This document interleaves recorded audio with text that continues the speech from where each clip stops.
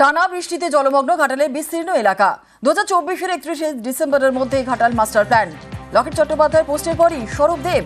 কেন্দ্রের বিরুদ্ধে বঞ্চনার অভিযোগ ঘাটালের সাংসদের। আর এবার ঘাটাল মাস্টার প্ল্যান নিয়ে রাজ্যের বিবৃতি। 12 বছর ধরে ঘাটাল মাস্টার প্ল্যান মুলতবি রেখেছে কেন্দ্র। পশ্চিমবঙ্গ সরকারের একাধিক আবেদনেও কাজ হয়নি। বিপদ বাড়িয়ে আগাম নোটিশ ছাড়াই বিপুল পরিমাণ জল ছাড়ছে ডিভিসি। কেন্দ্রের সহযোগিতা না পেয়ে বিষয়টি নিজের হাতেই নিয়েছেন মুখ্যমন্ত্রী। রাজ্য সরকারের আর্থিক সাহায্যেই হচ্ছে ঘাটাল মাস্টার প্ল্যান।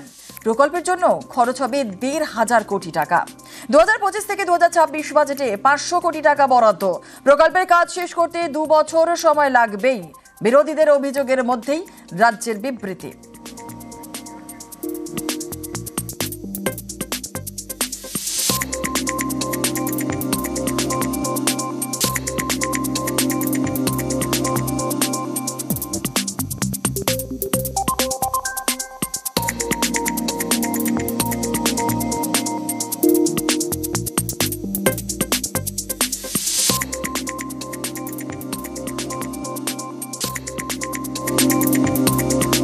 ভারত সরকার গত কয়েক বছরে ঘাটাল মাস্টার প্ল্যানের জন্য একটি পয়সাও অনুমোদন করেনি।